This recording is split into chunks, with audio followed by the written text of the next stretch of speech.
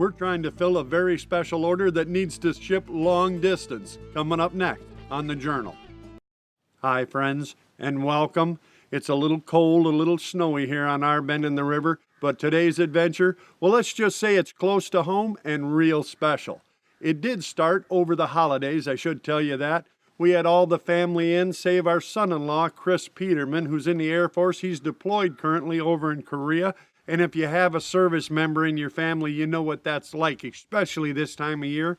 Well, I have to say, we were talking to him via Skype. He was on his computer. He was actually talking over Erin, his wife's phone. And he had a little extra message for me as well. Hey, Mr. Hunter. Where's the venison for the Air Force? Well, I guess we could go out and see what we can do about that. Friends, if you know me, you know I'm all about faith and family and service to country, and I rarely back away from what I perceive as a real challenge. To be honest, I know personally, firsthand, what it's like to be thousands of miles from home, away from the ones that you love, and the things and the places that you love, standing watch in the dark while others gather at the hearth and enjoy the season. So there was no way we weren't going to do everything in our power to go out at the very last minute and try to make a little bit of magic happen.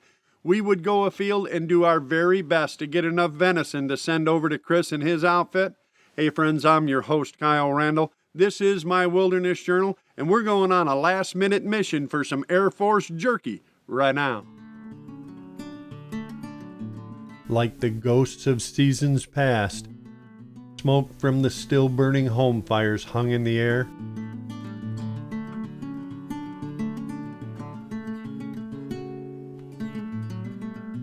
Until finally, long after night turned to day, Brandon Juries and I could see one lone small doe standing down by the feeder.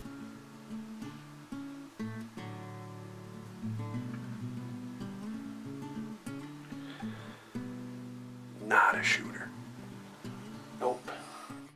One small deer with a gimpy leg wasn't going to fill this order. We did decide to meet back at that blind the next day. Hopefully, sooner or later, a mature animal would show up and we'd get our chance. Hopefully sooner. There comes one. Yeah. That deer is limping. I'm getting through that deep snow.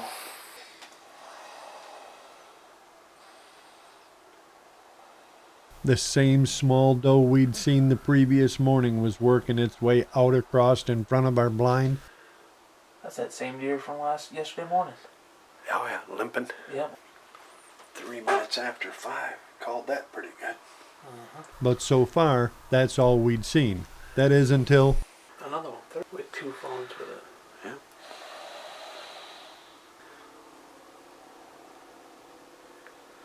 She got a long body. Nice pointy front brisket. 3 or 4-year-old. There's another one coming in from the back there.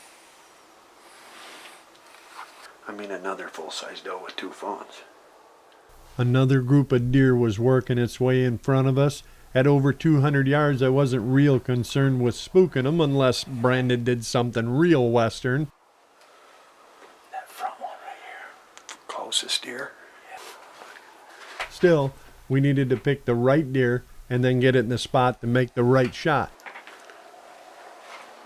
Do you want me to stop her? Yes, no?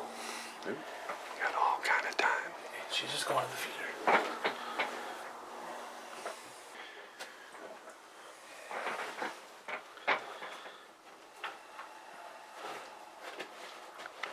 Now you warn me if you're going to shoot, because there's some trees and stuff coming.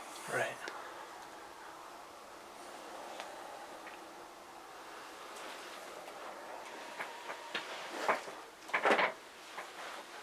Brandon waited patiently until a good-sized doe got right straight out in front of us, and then it took off running for the feeder.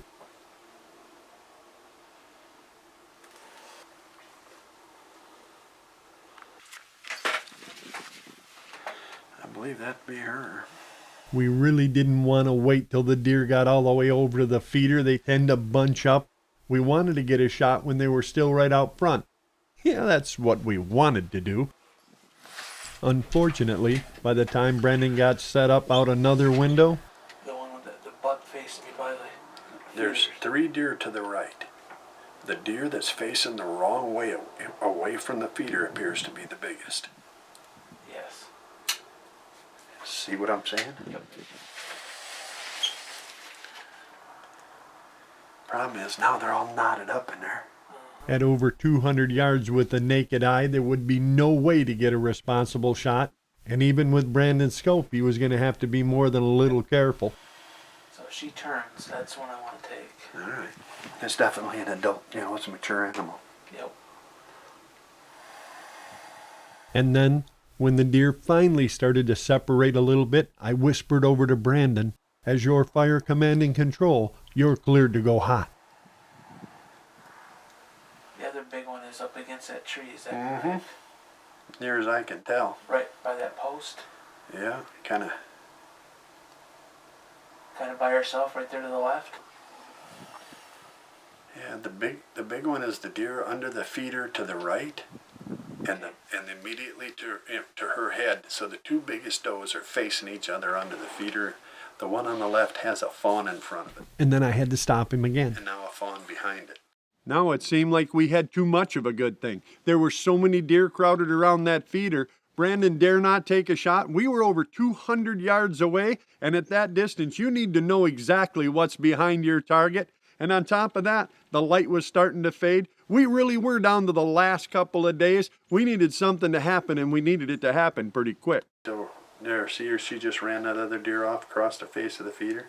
Yep. That's her right there. The two biggest does are both on the right side of the feeder now. Right next to each other. Yep. With a fawn behind them. Right. Whenever you're ready.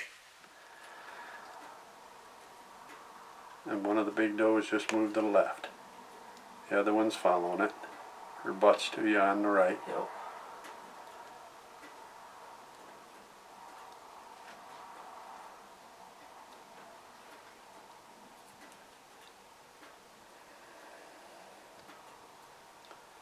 There's your shot Are you there. on her? Yeah,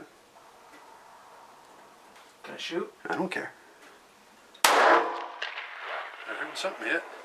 She's hit. Oh yeah, watch her. She's going. There she is. She dumped right there in the fence row. Right She's there. down. Right Yep, there. she's down. Nice shot, brother, man. Running out of light. You didn't want to wait a I little know, longer. I wasn't waiting too much longer. Well, you had to let him get out of that big ball, though. They were just all balled up in there. I was like, wow. Well, that looks a whole lot like that venison jerky them boys over in Korea in the military were asking about right there. Like this, so they just airmailed them a little Christmas cheer. Nice job, Mr. Brandon. We make some Nice jerky, job. ain't we? I'm thinking that's what this late season's about. Them betcha. guys missing a little home. I tell them we sending you a little home. Little gift basket. Yeah, that's from here in coming Michigan. high hard.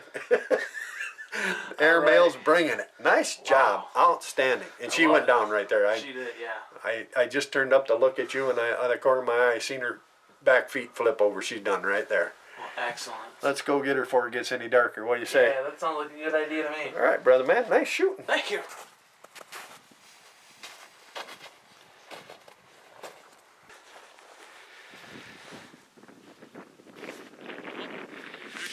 Yeah. I told you she didn't go nowhere.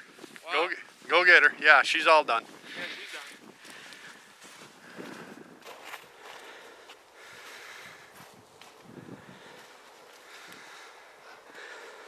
Look at that. That's a big old girl, isn't it? That's a big old girl right there. Nice. Wow, unbelievable. Well, thank you for coming out with me tonight, Kyle. Hey, my pleasure. I Thanks. want to thank Dave. Oh, absolutely. Wonderful place. Excellent place to hunt. Lots of deer. Just gorgeous out here. And obviously, thank our Lord and Savior providing this good old meat for our boys across seas. It's going to be awesome. That's my kind of Christmas present, buddy. It's a good Christmas, isn't it? Congratulations. Hey, well, thank you again. By the way, pretty fair shooting. What was that, about 220? 220, 225? Yeah, that was a poke. I didn't think they'd ever uncover. They kept spinning in circles by that feeder there. They just kept going around and around and around, but she come out by herself and gave us an opportunity. Well, and I think you picked the exact right one, too. We It took us a while. had a lot of time to look at them, and that's a good old deer, big blocky front end, brisket point sticking out. That's a nice adult deer, and you're right. There's more than a a little bit of venison jerky in somebody's immediate future. My son-in-law over in Korea, Chris, called today and said, "Hey, Mr. Deer Guy, we could use some of that jerky over here," and I think maybe them boys might see some. There you go. Maybe send them to the show with it, you know? Well, no, let's not get them all flustered. They can't come hunting until he's over there for another 7 months. Get a tag on it. Yeah. Congratulations, Brandon Juries. An excellent shot on the perfect animal. A mature 4 or 5 year old pile of venison jerky. That's exactly what we were hoping to find. And with that, now we only needed one. Now it was up to the stick and string guy. Yeah, with just a couple of days left in the entire season. Could I go out and close the deal? I was fairly confident. We had like 2-3 days. This wouldn't be any problem. Hopefully. The season's not over yet. Almost, but not yet. Yeah. We're out here on a meat hunt. Some of the folks in the United States Air Force have put in a request. Namely Chris, your uncle. He would like some venison jerky. Well, that's what we're out here after. Just a nice doe, something for a meat deer. You ready? Yeah. It's tough hunting the very end of the season, but with a little luck, we might get her done. Deer coming. Yeah.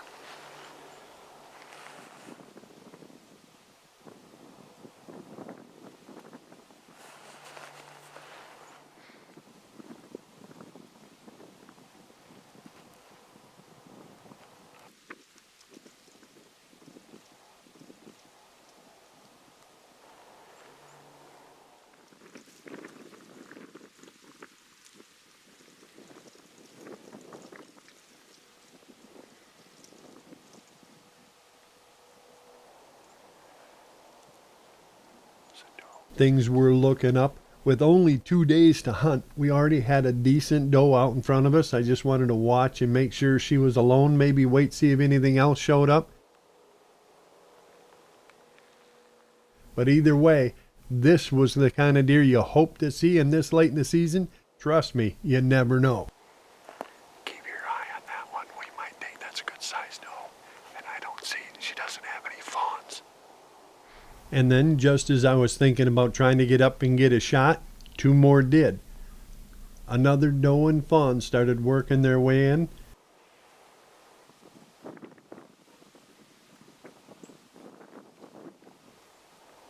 That's what we're looking for. We'll just wait a little bit, see what else comes.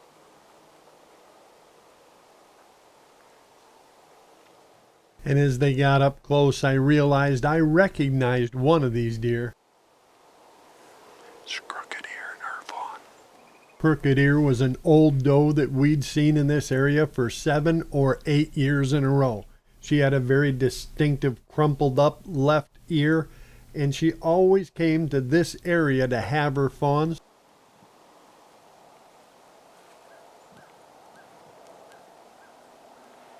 At her age, she was definitely a candidate for a meat deer, a deer to make venison jerky out of.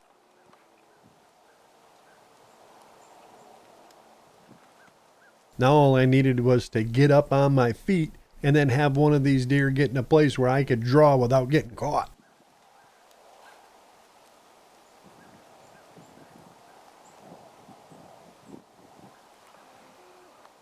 We watched as the deer worked in circles, scrubbing for the last few kernels of corn.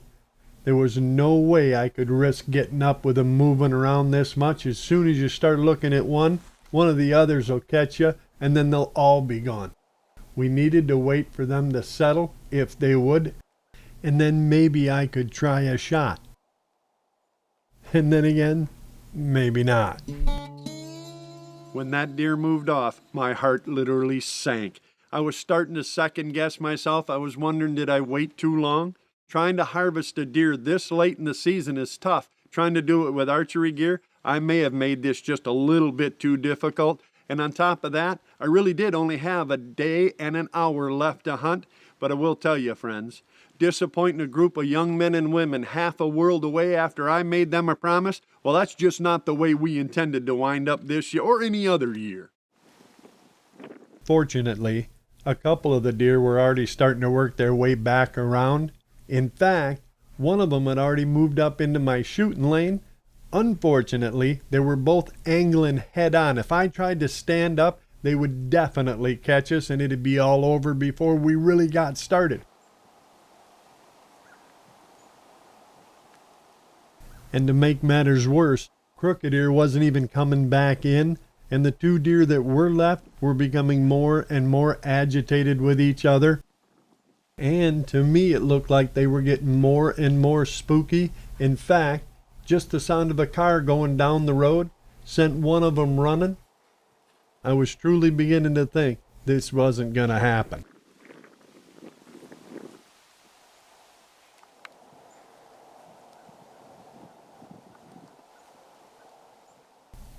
We were definitely running out of time, but every time I glanced over at those other two deer standing out in the brush, they were glancing back at me. I had this deer in a spot where I felt I could possibly get up and draw, but with those two others staring over here, I knew as soon as I tried to stand, it'd be game over.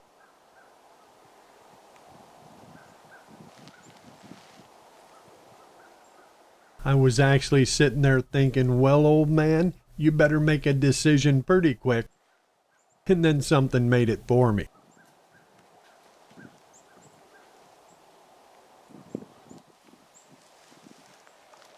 Something was bothering these deer, and they were leaving.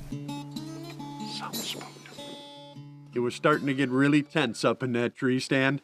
The deer were obviously getting more and more nervous, and if you're not an archery deer hunter, if you've never hunted the late season and tried to get really close, well then you need to know all it takes is a noise, a movement, anything to blow those deer out of there. And if we did spook them, well, we might not see them again for 6 months.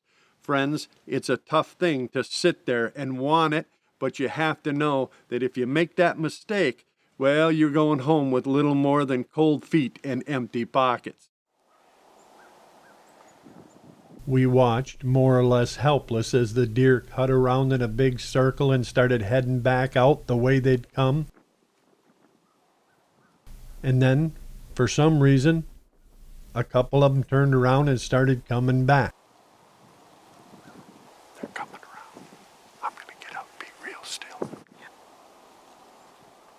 They were headed back toward the feeder, back toward my shooting lane, and I'd already told Ian, if we get one more look at these, no matter what, we're going to have to take our chance.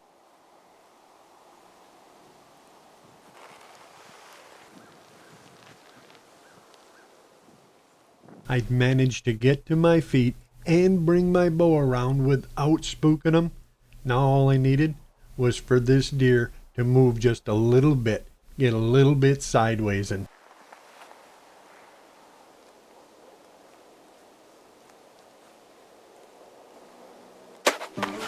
Nailed it.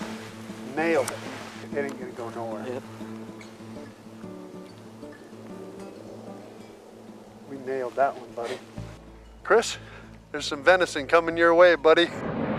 It's airmailed, the U.S. Air Force. Some venison jerky. 2 days left the season. Nailed a really dandy. Yeah, it's there. I just seen her stump. She's down. We're done right there. Thank you, partner, coming out in the cold. And all you guys serving over there in Korea, we appreciate it. This is how much we appreciate it. Ian and I are out here. It's, I don't know, 12 degrees. Yeah, something like that. And we're still hunting just to send one to you. You want to go get deer, buddy? Yeah. Is that Let's cool? go get it. Was that intense? Yeah, that was. Boy, people think that every deer has got to be a great big buck. I tell you what, you try to get a doe in the late season, an old doe like that, barren old doe, no fawns, 5, 6, 7-year-old doe. Yeah. You go out and try to get one of them with your bow. Then you're doing something. Then you're hunting. That's a blessing. Thank you, Lord. Thank you for grandsons and for deer and for venison jerky. Yeah. Yeah. All right. Well, there she is. Dandy doe. Absolutely smoked it. It's a little thick in here, but I just want to say, first of all, thank you, Lord, for your wonderful creation.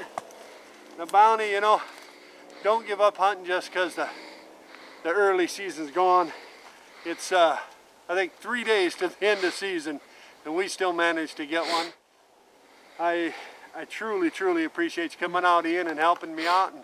And I know the guys in the Air Force over there in Korea, including your Uncle Chris, are going to appreciate all this venison jerky. They called up, friends, if you didn't hear, and said, hey, did you forget us? We don't forget our family, and we certainly don't forget the folks that serve our country. We truly thank you for your service, and Chris, there's a care package for you and the guys coming your way. We hope you enjoy it, and we can't wait till we get a chance to take you out again and share some of what this great state has to offer, what this great country has. And until then, well, you just have to chew on that venison jerky and remember. Friends, I have seldom felt better about a harvest than I did that one right there. There were no giant antlers to count up, no 1,000-mile trip to conquer. It was just some homegrown speed beef that was going to become some really good jerky for some really great people who truly deserve a special thanks. And speaking of thanks, I want to thank Brandon Juries for going out and helping me fill that order. I truly want to thank Aaron and Tina, everybody that provided the logistical and shipping support that brought that all together and made it happen. And I definitely need to thank Chris and all the members of the Air Force, the Army, the Navy, the Marine Corps, the Coast Guard. Friends, if you've never been 1,000 miles from home in the dark and in the danger and served while the members of your family, your loved ones, reap the benefits of your efforts, well, then you don't know what it is to be that committed to serve. But they do. And trust me, they do it because they care. And we want them to know we do appreciate it. We hope every one of them comes home safe and sound. May the Lord richly bless you and your families at this holiday season and all through the year. And I truly hope to see the cards and the letters and the emails and the pictures of the adventures you have when you get back home. And until then, well, we hope that little bit of jerky reminds you of the taste of the land of the free, what it is to be able to go out and enjoy the out-of-doors the way we do. And we truly look forward to seeing you again right back here, right back home on the Wilderness Journal.